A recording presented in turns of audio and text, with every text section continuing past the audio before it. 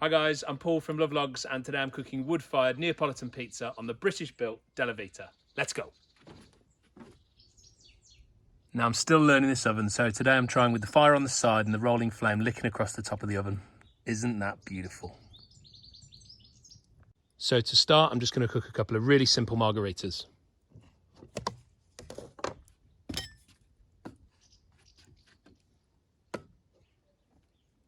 So just work on getting this dough ball out. I went to get my semolina out and of course I've run out, so I'm stretching in 100% 00 flour. Normally I'd think about using fine semolina or a mix of the two. So a couple of turns of the dough ball in the flour bath. That's all the bench flour I'm going to use. When you're using flour, it's got a tendency to burn in the oven, so I'm going to really try and minimise the amount of flour on the dough ball. As always, just hand stretching, pushing the air towards the crust, which is going to start to form the shape of our pizza. So this dough, I've just made it this morning. It's about a 7-hour prove using a British 00 flour called Wild Farm. These guys are doing a load of good work around like regenerative farming and making sure that agriculture is actually good for the planet rather than taking away. So yeah, I've just been trying out their flours recently. I've never used it for a same day prove, but it feels pretty good. Dough feels nice. So I'm sort of there and thereabouts. I've got the start of a pizza shape and we're ready to stretch that out now from that base. Same sort of simple technique as always.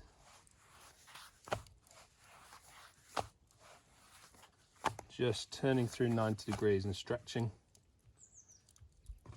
And I've made these pizza balls, the dough balls, slightly smaller than I normally would. Usually I'd be trying to go for like a 12-inch pizza with a 250 gram dough ball. But with the Delevita, I just feel it suits a slightly smaller pizza. So I'm going to be trying to make sort of 10, 11-inch pizzas, and I've got 220 gram dough balls. So just need to be conscious of not overstretching these and not put any holes in them.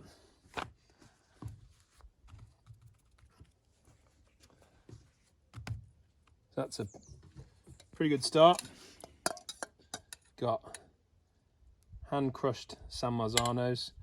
Just need to make sure I go down in all my proportions because I'm so used to making 12-inch pizzas.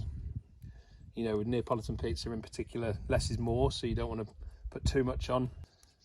San Marzanos with a little bit of sea salt in, and then this is grated grana padano, but you can use pre-grated Parmesan if you prefer.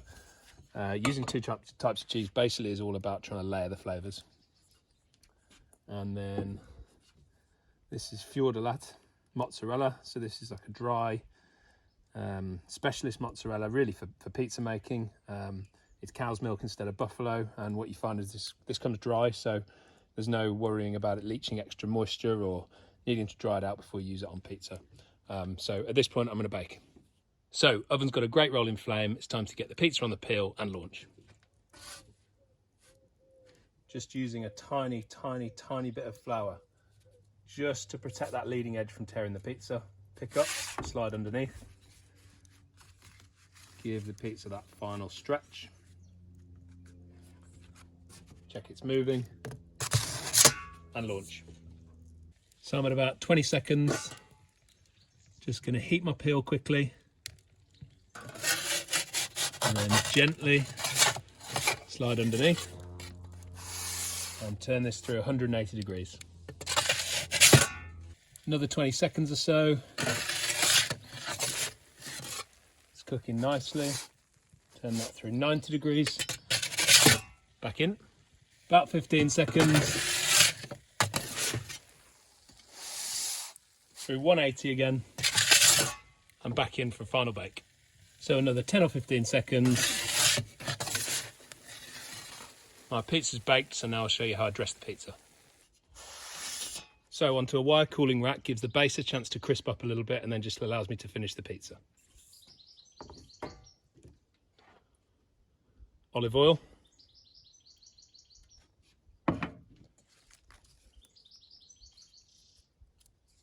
And fresh basil.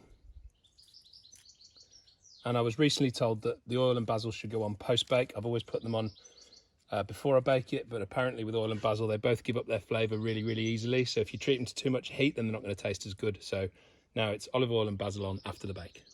So that's a Neapolitan margarita out of the Delevita. Light, crunchy, it's going to be beautiful. So pizza number 2, and this is a slightly different view of the same process. So a few turns in the bath of flour, shake a bit of that off, and then I'm starting with the dough ball the right way up. Push the air towards the outside of the dough ball to start forming a crust.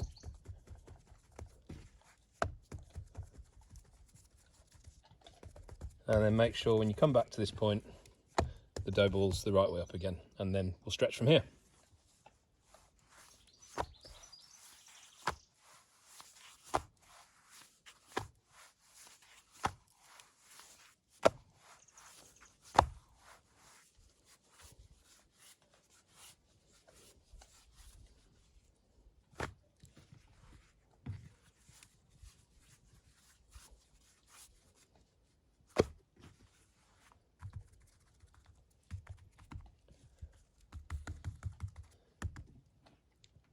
I don't know what you'll be able to see on the video, but the dough is far from perfect today. You can probably see here there's a bit of a thin patch in the dough.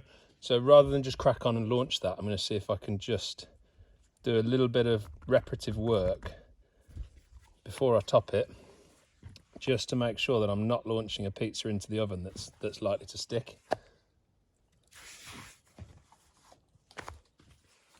So I'm just sort of pinching this up basically and doubling it over on itself where it's gone weak. So what I'm probably going to do is just accept that this will be a slightly smaller pizza. So rather than launch an 11-inch pizza that might tear, I'll launch a 10-inch and I'm all right with that.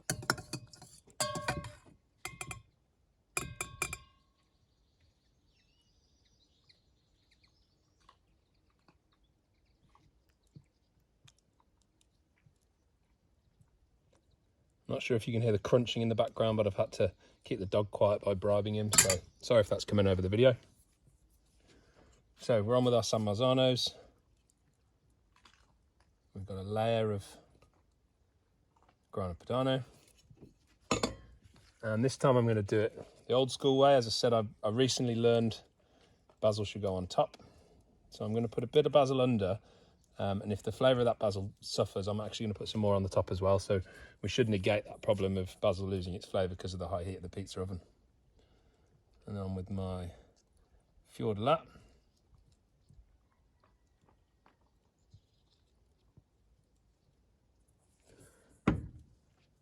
And we should, at this point, be ready to bake. So pick the pizza up. Last little stretch, although as I said, I don't want to stretch this one too much. Probably means we'll have a slightly doughy crust, but it's better than a torn pizza. And then into the oven. Now I'm not sure if you could tell, but I launched this a bit close to the front of the oven. So I'm actually going to go in with the turning peel and try and release this from the stone with the turning peel before I try and turn it. It's just a slightly more delicate way, because I've probably got pizza on the colder spot of the oven, just to bring this out and give it a turn around. And on the third pizza, I'm going to be brave and actually try and turn it in the oven.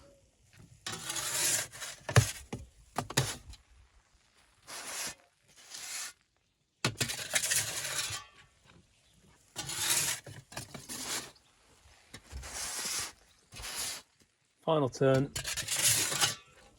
And that's another Neapolitan margarita cooked in a Delevita. So onto the cooling rack. I wasn't sure if that white surface was filming very well. Small amount of olive oil. It's a new pourer, went a bit overboard on the first pizza. And then, as I say, I'm going to go in with some fresh basil post-bake as well. Give me that double basil hit. And there you go, another Neapolitan margarita cooked in the Delivita. So I mentioned trying to minimise the flour usage. You can see the floor of the oven's a bit dirty, so I'm just going to show you how I give that a clean between pizzas. So I've got a wet tea towel. Fully wet it and then wring it out. You don't want any water dripping off this. Tie it round. This is a blow poke. You can tie it around your turning peel. Just into the oven.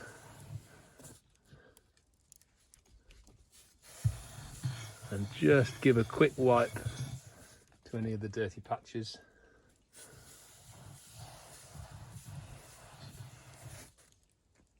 And you can see what's coming off there.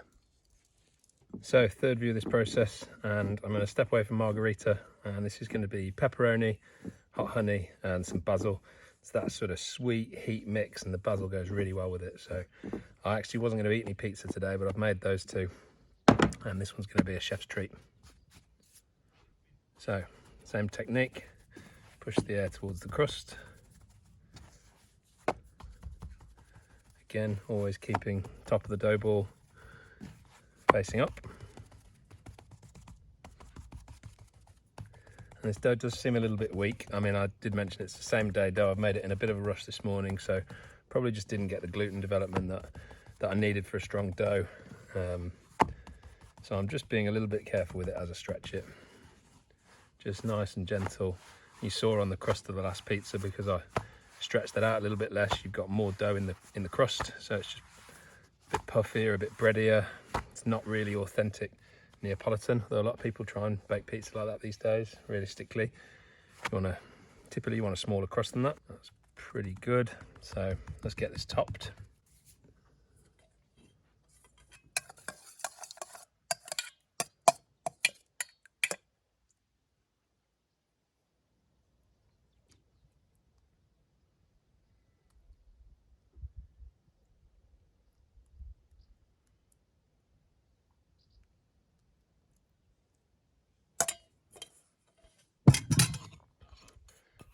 Same process really, just building up layers of flavour through the pizza.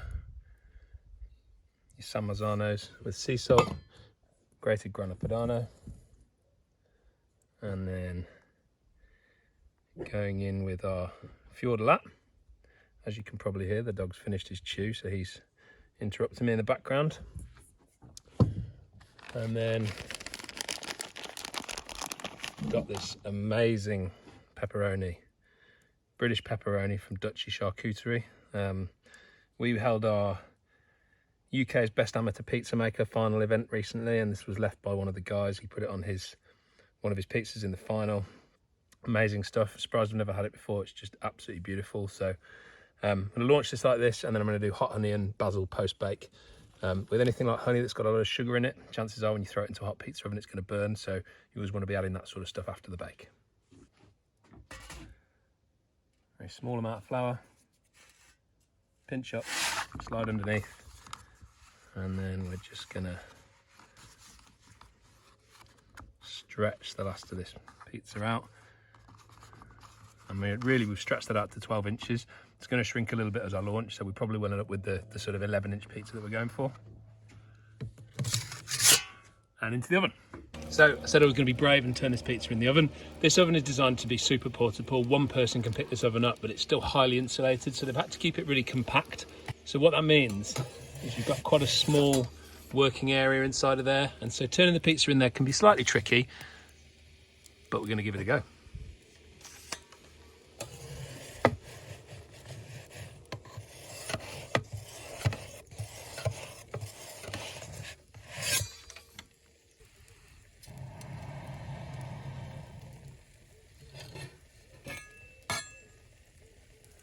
So I lost focus a little bit there, and we lost the rolling flame, so I've just chucked on a little bit of hardwood kindling just to finish off the pizza.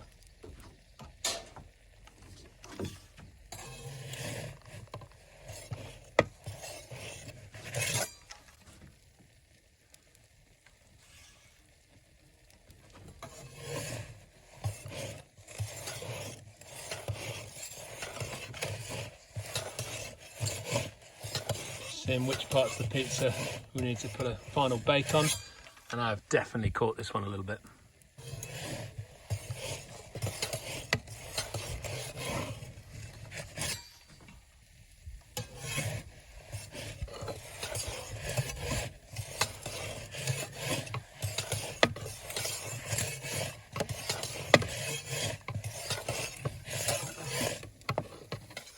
So that's my slightly burned pepperoni Neapolitan pizza, and I'm just going to bring that out and finish it now.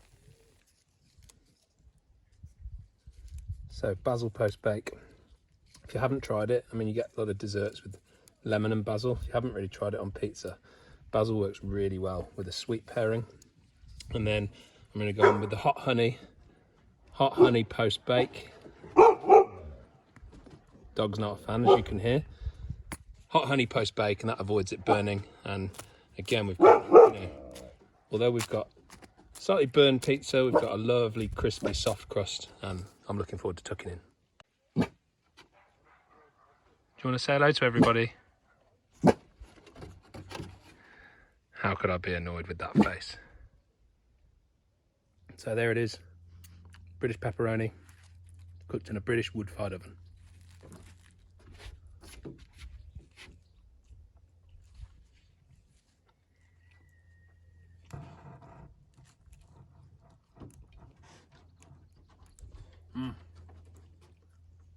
That is absolutely amazing.